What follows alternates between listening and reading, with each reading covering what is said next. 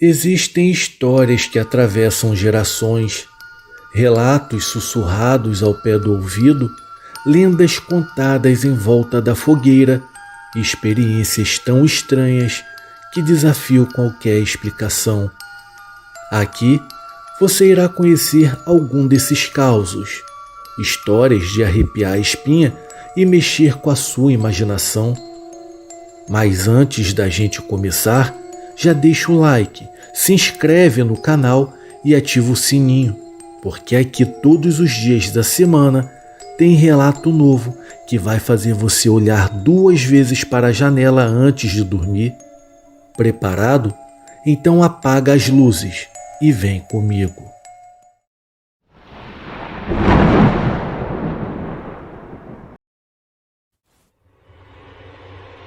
A sombra na escuridão.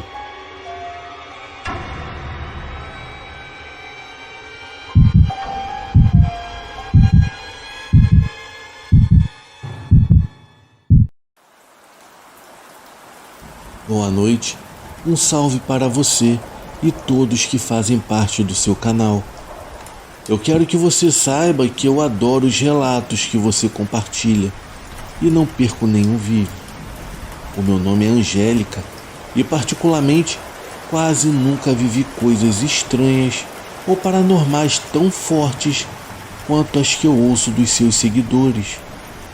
Mas eu agradeço por essas pessoas compartilharem as suas experiências, porque graças a elas eu percebi que vivi algo parecido com o que muitos descrevem.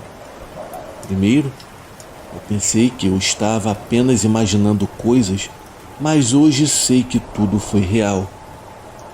Eu tenho 24 anos de idade, eu sou de Pinha, no interior do Paraná, mas há 2 anos eu moro no Rio de Janeiro, no bairro da Tijuca. Lá na roça onde eu morava, eu conheci o meu esposo e nós tivemos 3 filhos.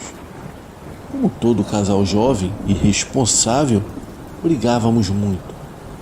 Moramos na casa dos pais dele por vários anos e ao lado havia a casa da avó dele, onde também morava o avô, um tio e o irmão da minha sogra. Todas as nossas brigas eram muito barulhentas e, claro, todos eles ouviam. As coisas estranhas começaram a acontecer quando eu comprei um andador para nossa filha. Ela e o meu filho mais velho tinham apenas 1 ano e 2 meses de diferença e brigavam o tempo todo pelo andador. Esse andador tocava música e era briga o dia inteiro. À noite eu desligava e o colocava debaixo de um móvel ao lado da cama. Teve uma noite, quando já estávamos dormindo, eu acordei ouvindo a música do andador. Eu acordei o meu marido e perguntei se por acaso ele também estava escutando, mas ele disse que não, o que me assustou muito. Eu insisti que eu estava ouvindo e decidimos verificar. Quando olhamos, o andador estava no lugar desligado. O meu marido disse para eu não me preocupar e dormir novamente. E assim eu fiz. No dia seguinte, à tarde, o meu sogro voltou do trabalho e perguntou se as crianças tinham ficado acordadas até tarde. Eu respondi que não, que elas tinham dormido cedo. Então ele me olhou surpreso e perguntou quem que estava brincando com o andador. Ele contou que ele e a minha sogra ouviram a música até tarde e pensaram que fosse uma das crianças. Mais tarde, a minha cunhada, que dormia na sala, contou que uma noite, quando o marido não estava, ela viu uma criança correndo pela sala. Ela disse que até viu quando a criança se aproximou para sentar ao lado dela, enquanto ela fingia que estava dormindo. Outro dia, a minha sogra estava deitada em uma rede durante a tarde e viu uma criança passar correndo e entrar no quarto. Ela levantou rapidamente para ver se era um dos meus filhos, mas não encontrou ninguém. Ela perguntou à minha cunhada se eu já tinha voltado da casa da minha mãe, mas ela disse que não.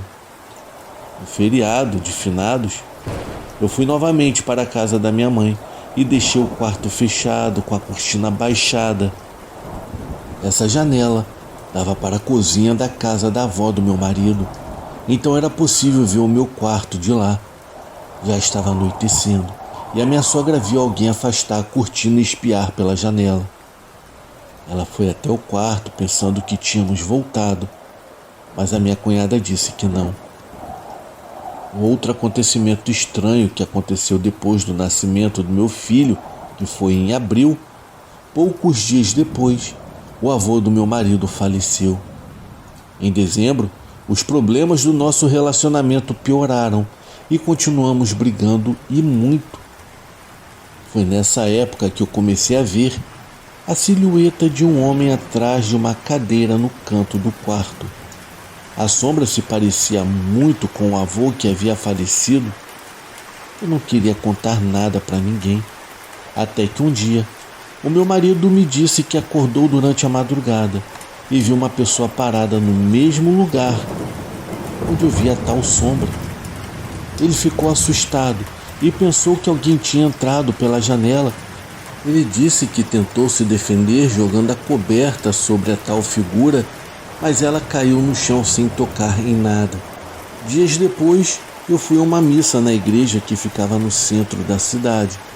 No final, houve um sorteio e, por acaso, eu ganhei uma imagem de cerca de 1 metro da Virgem Maria e levei a imagem para casa. Coloquei no meu quarto e logo em seguida acendi uma vela. As brigas continuaram, mas a sombra desapareceu. Quando a vela estava quase no fim, a minha sogra me convidou para um culto na casa de um vizinho que no caso havia falecido. O meu marido pediu para eu não ir porque ele não queria ficar sozinho com as crianças naquela noite.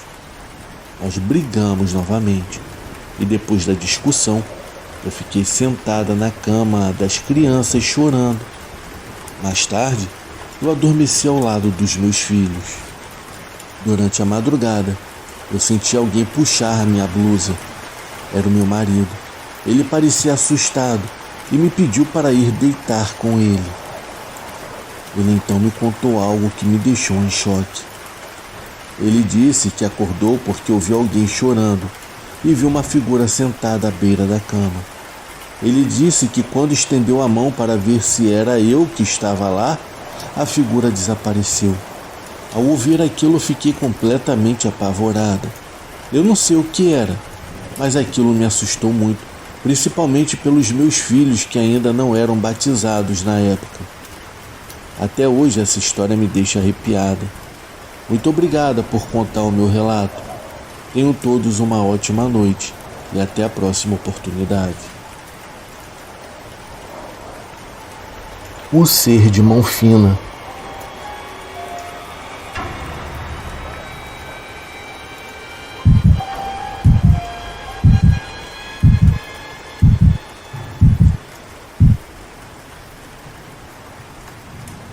Boa noite a todos do canal Terror e Chuva. Eu me chamo Aldair e moro em uma cidade que fica na divisa entre os estados de São Paulo e Paraná. O relato que irei contar aconteceu no ano de 2016, quando eu fui recém-contratado em um colégio particular para trabalhar na função de inspetor de alunos, ou como as crianças me chamam carinhosamente, o tio legal. Nessa época, eu estava no auge dos meus 26 anos de idade. Eu havia ficado 8 anos no exército e buscava trabalhar na minha área de formação como professor. Mas como é um ramo um pouco difícil de conseguir espaço logo de primeira, então aceitei o cargo de inspetor, que, como diz o coordenador do colégio, essa é uma função que abre portas. Como era algo novo para mim, pois se tratava de uma mudança brusca de carreira de militar para educador, eu fiquei meio perdido de início. Eu tinha medo de tratar alguma criança com mais firmeza, como tinha que agir no quartel. Então eu tentei fazer amizade com todos e aos poucos ir tomando controle da situação para caso de possíveis indisciplinas. E foi assim que eu acabei conquistando rapidamente o respeito das minhas colegas professoras e da administração de alunos, recebendo o apelido que eu havia mencionado no início, o tio legal. Como estávamos no início do ano letivo, foi marcada a primeira reunião com os pais para a direção passar as coordenadas de como seria o ano e as funcionalidades do colégio, bem como apresentar a equipe de trabalho. A reunião foi marcada para as 19 horas de uma sexta-feira, horário que acredito eu que a maioria dos pais poderia participar. Então o diretor do colégio me pediu para participar da reunião e, como eu era um funcionário novo no colégio, eu teria grande contato com os alunos e ele queria me apresentar para os pais da criança. Como eu era um funcionário novo no colégio, eu teria grande contato com os alunos e ele queria me apresentar para os pais das crianças. Então chegou o dia da reunião. Assim como o diretor me pediu, eu estava presente. Notei que com os pais estava um grupo de crianças e, ao começar a reunião, eles ficaram brincando ao lado de fora do colégio na hora onde costumavam ficar no recreio. O colégio é um prédio de 4 andares e com uma área externa grande, com mais 2 quadras e outros prédios menores. Eu fiquei um tanto preocupado em deixar aquelas crianças sozinhas. Pedi a uma colega que me avisasse quando fossem me apresentar aos pais, e assim eu iria ficar atendendo as crianças lá fora até esse momento. Estava tudo normal.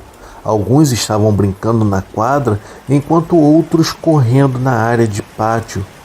Foi quando eu vejo a minha colega na porta do auditório, acenando para que eu fosse lá ser apresentado. Depois da apresentação, o diretor continuou a falar com os pais e eu voltei para fora com os alunos para esperar o momento de irmos embora. Porém, logo que eu voltei lá no pátio, eu percebi um alvoroço das crianças que antes estavam correndo, seguido de gritos de pânico. Rapidamente me dirigi para o local de onde os gritos vinham e, ao meu encontro, vieram algumas crianças dizendo: Tio, socorre o Luiz, alguma coisa pegou ele e não quer soltar. Aquilo não parecia ser mentira, pois o medo era nítido nos rostos deles e alguns estavam até chorando. Pedi para eles chamarem os pais e fui até onde disseram que o Luiz estava. Era na antiga lavanderia do colégio, local onde as tias da limpeza guardavam os equipamentos velhos de limpeza. A porta estava emperrada. Eu podia ouvir claramente o Luiz gritar. Eu pedia para ele destrancar a porta, mas ele dizia que não podia, que alguma coisa estava segurando sua perna. Naquele momento, não sei de onde veio uma força tão grande com a qual eu consegui arrombar aquela porta de ferro. Estava muito escuro. Por força do hábito de um ex-militar, eu andava com uma lanterna, pois em alguns momentos poderia ser útil. Eu iluminei a sala e chamei por Luiz. Ele gritou de uma segunda sala que havia ali dentro. Quando eu fui até ele, eu não acreditei no que eu vi. Algo o segurava em uma das pernas por debaixo de uma porta. Parecia muito com um galho de árvore, porém bem fino, mas era uma espécie de braço com dedos muito forte, pois eu tentei de todo jeito puxar sua perna, mas aquilo não queria de jeito nenhum soltá-lo. Além da lanterna, também andava com um mini canivete no meu chaveiro. Peguei rapidamente o canivete e golpeei aquilo que soltou da perna do menino imediatamente. E em seguida soltou um grito agudo como se fosse um porco. No mesmo momento, eu abri aquela porta para ver o que era aquilo, pois parecia estar vulnerável por eu tê-lo machucado. Mas, para nossa surpresa, aquilo havia misteriosamente sumido dentro daquele armário. Saímos de lá e em nosso encontro vinham alguns pais e o diretor do colégio. Contamos o que havíamos visto, mas ninguém acreditou na gente. Eu pedi para o Luiz mostrar sua perna que estava toda arranhada e nem assim acreditaram. Mesmo assim, fizeram algumas buscas naquela sala, mas não encontraram nada e nem os vestígios de que feria aquela criatura. Disseram que provavelmente o menino havia ficado preso em algo que o arranhou ao tentar puxar a perna. Falaram também que nós havíamos imaginado aquela situação numa espécie de histeria coletiva e que me deixei levar pelas fantasias das crianças. Mas eu sei muito bem o que vimos. Não foi nenhuma fantasia. Infelizmente, nunca irei conseguir provar esse acontecido. Após pesquisar muito sobre o assunto, eu acabei encontrando relatos sobre uma lenda chamada o Mão Fina, que se assemelhava muito com aquilo. Sorte que eu estava atento, pois não dá para imaginar o que poderia ter acontecido com aquele menino se eu não estivesse ido lá. Eu ainda trabalho nesse colégio, agora como professor, e felizmente nunca mais vi ou soube de alguém que viu aquela criatura. Esse foi o meu relato. Eu desejo a todos vocês uma ótima noite. Um mistério inexplicável em uma vila remota.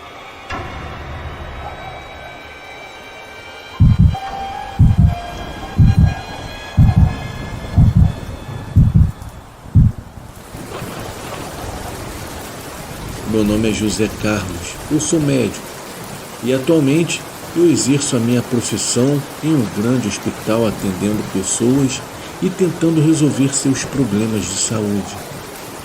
Ser médico me permitiu conhecer muitas pessoas ao longo dos anos. Em outras palavras, eu amo o meu trabalho. No entanto, tantos anos de estudo não me prepararam para enfrentar o que eu estou prestes a contar e compartilhar com vocês.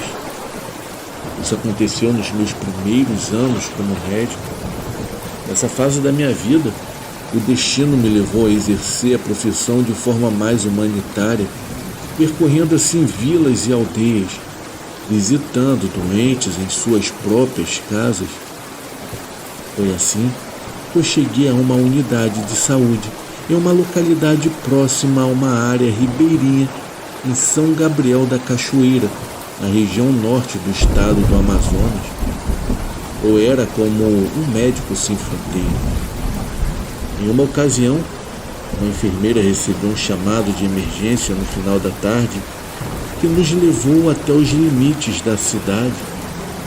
Seguimos por uma estrada de terra, passando por apenas meia dúzia de casebres. Nos dirigimos ao último deles, que ficava no fim do caminho. Paramos o veículo e a escuridão tomava conta de tudo, exceto por um fio de luz que escapava por uma janela daquela casa estranha. Era uma daquelas casas antigas, mas surpreendentemente bem conservadas. Quando descemos do carro, vimos um rosto aparecer na pequena janela que dava para o quintal. Assim que nos viu, a pessoa fechou a cortina de forma brusca, como se estivesse irritada com a nossa presença. A minha primeira impressão foi de estranheza. Algo naquela casa parecia estar errado. Batemos na porta e uma voz áspera nos convidou a entrar. Um homem mais velho apareceu. E ele não era tão idoso assim, mas o seu rosto pálido e enrugado, combinado com um olhar estranho, me deixou um pouco assustado, confesso. Ele explicou que nos chamou porque há dias sentiu uma pressão forte no peito, dores de cabeça intensas e problemas digestivos. Eu fiz vários exames, aferi sua pressão e examinei o seu abdômen, mas tudo estava dentro dos parâmetros normais. Mesmo assim, ele insistia que algo estava errado. Ele me falou uma lista interminável de sintomas de forma atropelada, como se quisesse chamar a minha atenção. Além disso, eu tinha a sensação de que ele não estava sendo completamente honesto. Os sintomas que ele descrevia não se encaixavam em nenhuma doença específica. Com um tom sério, eu olhei para ele e disse: "Meu senhor, eu estou aqui para ajudar, me diga a verdade. Ele então, meio que desconcertado, acabou me falando: é que na verdade eu acho que você não pode me ajudar. O que acontece comigo não tem solução. Ao ouvir aquilo, eu insisti: por favor, me diga o que está acontecendo. O tal senhor lançou um olhar furtivo e apontou para uma porta fechada com a sua mão trêmula. Por favor, não pense que eu sou um maluco. Desde que a minha esposa faleceu há 1 ano, eu moro sozinho nessa casa. Mas eu juro que tem uma pessoa lá dentro daquele quarto. Tem alguém ali. Então, eu respondi para ele: de fato, nós vimos alguém nos observando pela janela. O homem rapidamente arregalou os olhos e nos olhou e balançou a cabeça. Doutor, eu repito, eu moro sozinho. Eu não entro naquele quarto há meses. Eu durmo aqui na sala porque tenho medo de entrar naquele quarto. Seja o que for aquilo, não me deixa viver em paz. Naquele momento, eu percebi que aquele homem não estava doente. Na verdade, ele estava aterrorizado. E o pior, ele estava nos contagiando com seu medo. Olhei para a enfermeira e vi o mesmo pavor estampado em seu rosto.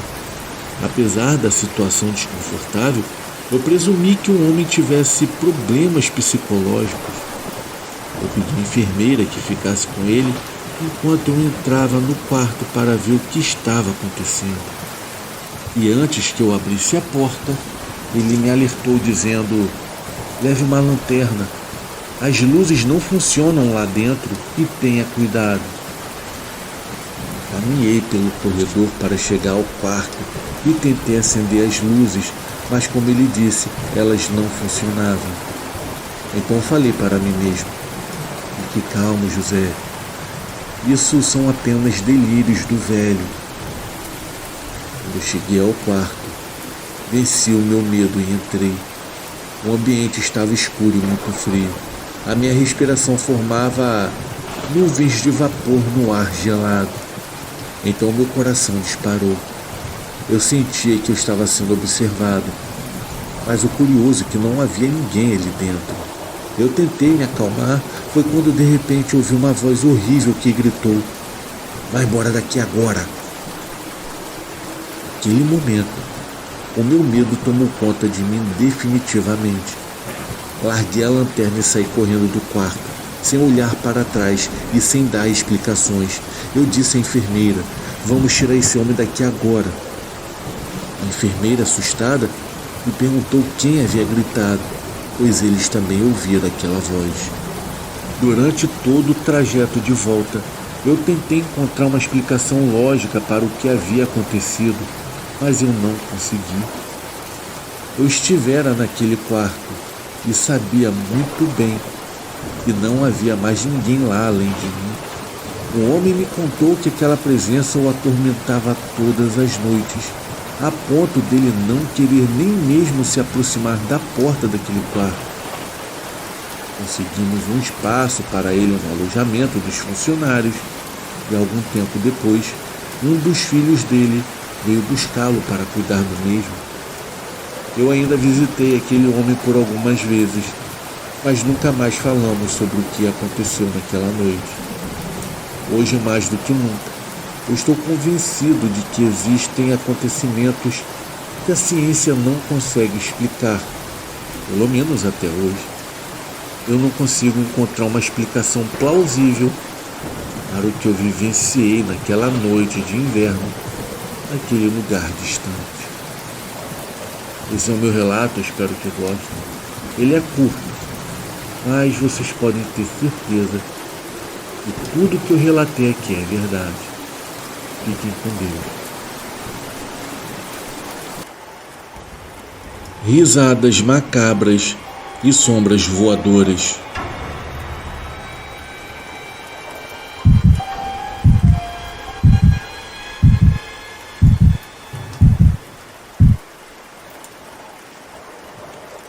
Boa noite a todos do Brasil. O meu nome é Daniela e sou filha de brasileiros e moro em Mendonça, na Argentina. A história que eu irei contar a seguir ainda me causa calafrios todas as vezes que eu me lembro dela. Isso aconteceu no ano de 1997, mais precisamente em Rodrigues Penha, uma localidade afastada aqui da cidade onde eu moro.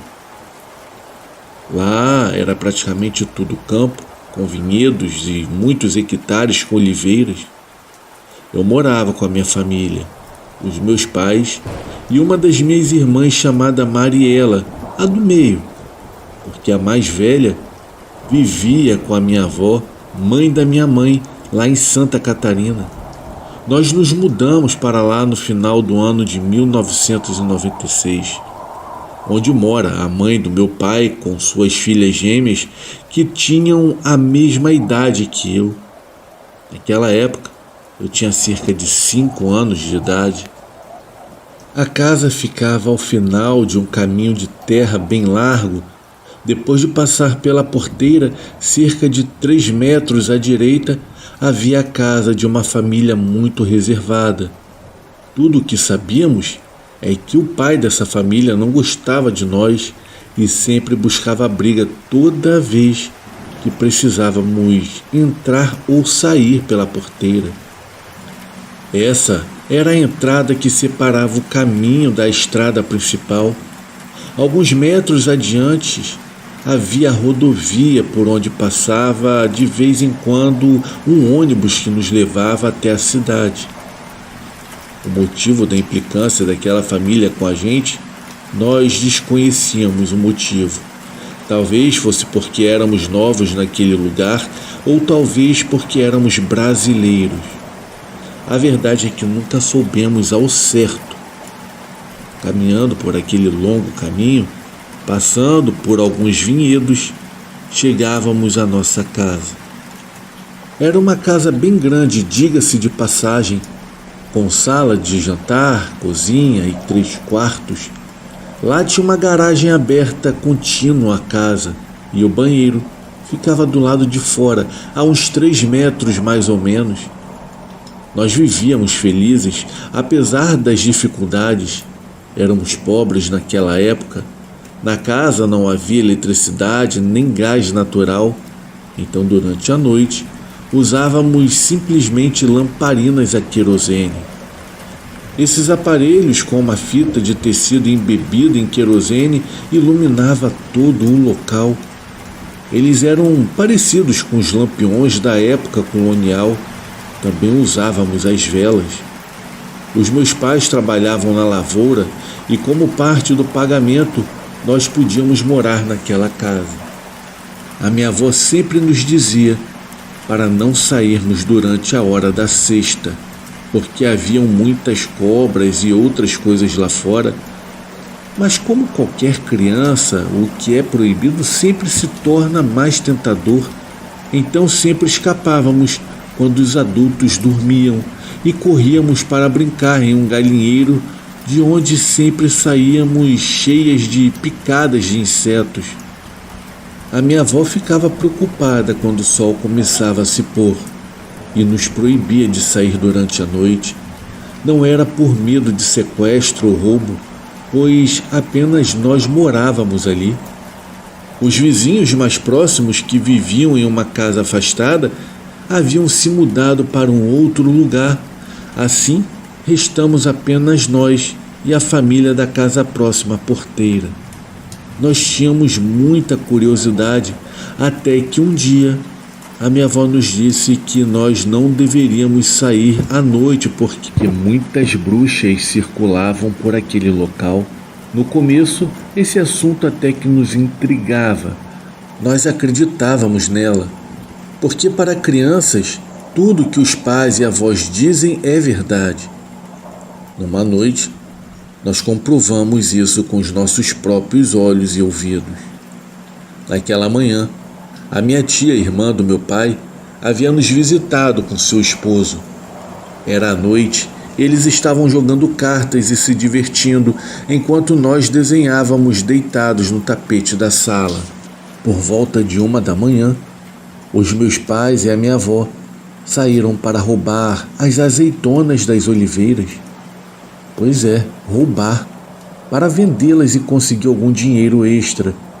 Nós então ficamos em casa com a minha tia e o bebê que ela havia tido há poucos meses. Foi quando, de repente, começamos a ouvir risadas macabras de bruxas, idênticas às dos filmes, mas muito mais assustadoras. Eram risadas zombeteiras e malignas. A minha tia, aterrorizada, nos disse para não sairmos de jeito nenhum. Ela estava cuidando do bebê e não podia ir ver o que estava acontecendo.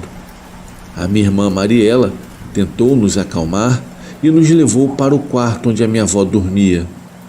Quando chegamos lá, a janela do quarto estava quebrada, não tinha vidro, e a tela mosquiteira estava rasgada.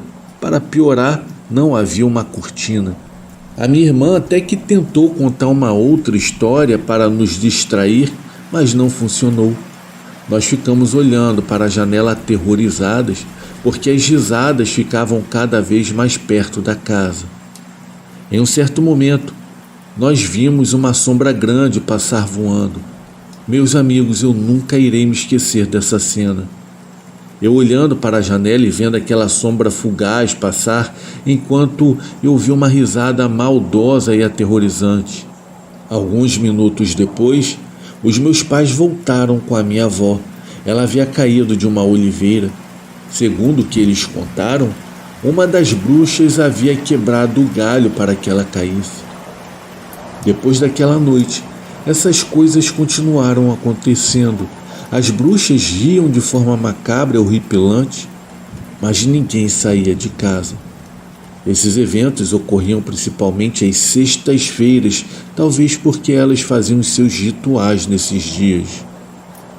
No final daquele ano, nos mudamos para Guaymallén, um distrito perto da cidade. Depois dessas experiências, eu acredito plenamente que as bruxas existem, elas são reais.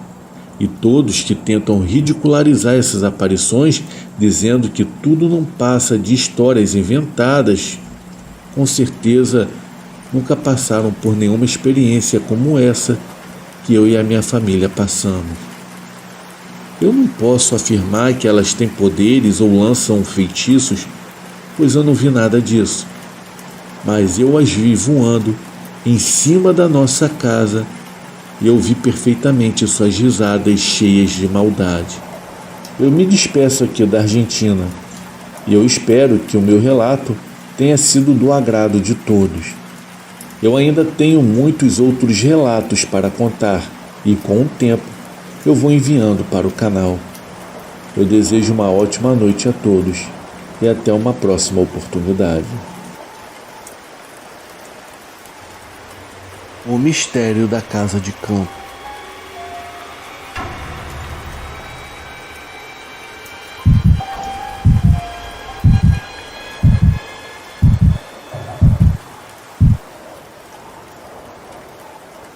A minha avó é uma mulher que passou toda a sua vida em uma casa de campo no interior do Goiás. Atualmente a casa está vazia, já que seus filhos cresceram e foram embora. Além disso, o meu avô faleceu há muito tempo, então ela está lá sozinha, apenas na companhia do seu cão de guarda. A casa é muito grande, com um quintal cheio de árvores, plantas e etc. À frente ficam os quartos, a cozinha e o banheiro. Ela conta que, estando sozinha, em uma noite estava tranquila em seu quarto, quando ouviu um cachorro latir de forma muito estranha. Ela pensou que poderia ser apenas um gato ou algum bicho que havia entrado no quintal. Com o passar do tempo e vendo que o cachorro não parava de latir, um pouco incomodada com aquilo, ela decidiu ver o que estava acontecendo. A minha avó atravessou o pátio até o fundo da casa. Lá haviam 2 árvores, uma mangueira e um pé de goiaba, além de um canteiro com algumas ervas que ela cultivava. Assim que chegou lá, ela viu uma sombra muito grande que parecia ser um homem muito alto, uma silhueta completamente negra com um detalhe aterrorizante. Os olhos da figura brilhavam intensamente de um vermelho opaco. A silhueta começou a avançar indo em direção a ela com passos lentos, porém firmes. O cachorro, com os pelos todos arrepiados, avançava contra a aparição para atacá-la, mas ele simplesmente atravessava tal figura sem causar nenhum dano. Assustada com tudo aquilo, a minha avó voltou correndo para o quarto sem olhar para trás, tomada pelo medo. Ela entrou, trancou a porta e fechou também a janela que dava para o quintal. Enquanto ela ouviu os latidos do cachorro, ela começou a rezar até adormecer. Ela só despertou na manhã seguinte. A primeira coisa que fez foi ir até a parte de trás da casa, mas não havia nada lá, nenhum sinal daquela criatura. As únicas coisas que ela encontrou lá fora foram um silêncio perturbador e o corpo do cachorro, seco e sem nenhuma gota de sangue, e 2 buracos no pescoço. Ela contou isso não só para mim, mas para toda a nossa família que tem contato com ela. A maioria não acreditou, achou aquilo um absurdo, mas eu particularmente, eu acredito. Bom pessoal, esse foi o meu relato. Eu espero que gostem. Fiquem com Deus. Você que chegou até o final do vídeo, realmente eu lhe agradeceria se você desse o seu like e se inscrevesse para receber mais conteúdos como esse. Por hoje é só, mas nos veremos em breve no próximo vídeo.